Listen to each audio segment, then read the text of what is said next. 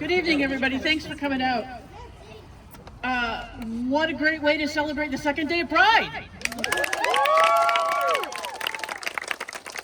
It is such a joy and an honor to be here tonight. I want to thank the mayor and all of the faithful folks who serve as our alder people for this opportunity to speak for just a few minutes at this celebration. But even more than any of that, I want to thank you. I want to thank the city of Batavia for making it a priority, a moral priority, a civic priority, a justice priority, to raise the Pride Unity Flag over our fair city in the month of June. It is so very important, so fundamentally necessary to do so, especially now, in this cultural moment when rights and identity and the integrity of personhood are so very much at risk. Raising this flag may seem in some ways merely a ceremonial act, but such things have real-world ramifications for the way that many of us live our lives every single day. And to illustrate that, I want to tell a quick story, because that's what pastors do. I decided to come out, about 25 years ago now, in the most hostile environment I could possibly find. Decided is actually a strong word. I came out when I did and where I did because my life depended on it. It was less a decision than it was a necessity, like a drowning person gasping for air. I was in my second year of study to get my master's of divinity at a theologically conservative seminary, and if I could have waited to make this momentous and life-altering step anywhere else, I would have. But as I said, at this point in my journey, coming out was an act of survival. And it went, as one might expect in the late 1990s at a conservative Christian institution, horribly wrong. I was kicked out of the house I shared with a friend because she thought that I was wrong. She put me against my will into a prayer circle that petitioned the heavens for my soul. I got called into the dean's office to explain myself. And my friends and my colleagues and even my professors shunned me in the halls. It was ugly and it was painful, and I was literally lost at sea in the world. Now, before I go on, I need to speak a word as a Christian and as a pastor. The Christian church has so much to atone for when it comes to the way that we have treated, or rather mistreated, the queer community. For too long, too many members of this faith tradition, a tradition that raised me, a tradition that I love, have used it and the Bible and our God as an excuse for outright prejudice. This has caused much trauma that I myself have experienced firsthand.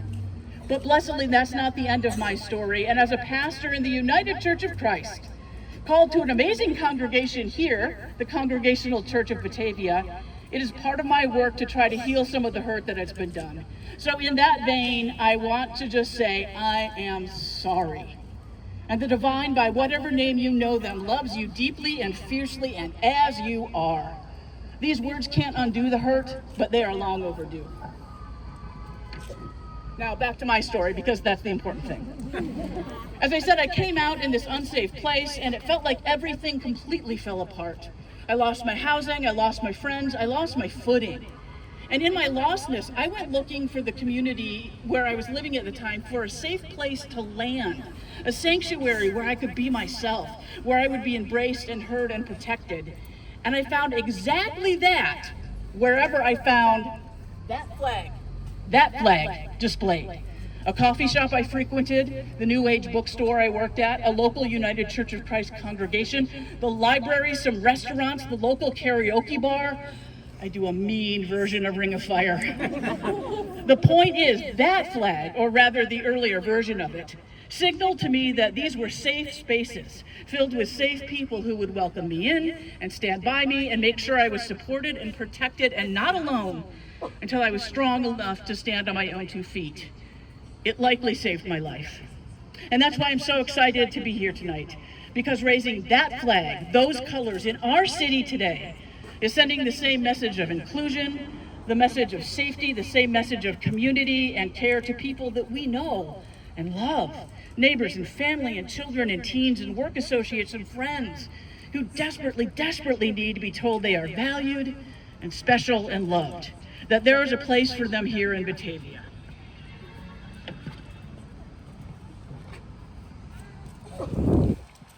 One more paragraph. Over 4 years ago now, I was called to be the pastor at the Congregational Church of Batavia, and I have to tell you, I did my research on them. I found that this church had a long history of doing justice work, of standing for the rights of others, reaching back to the days before the Civil War and into the abolitionist movement. And that is part of why I accepted that job. But I also researched Batavia, and what I found is that it too had a reputation, a history of justice. And so I knew this would be a place where I could land, could belong, could thrive, and it has turned out that that is very much the case, and I'm grateful to you all. But here's the thing. As a nation, as a people, we are in a very frightening and even dangerous season for queer folk. Prejudice is on the rise, bigotry is on the rise, hate is on the rise, and not only that, it's been given a platform and permission.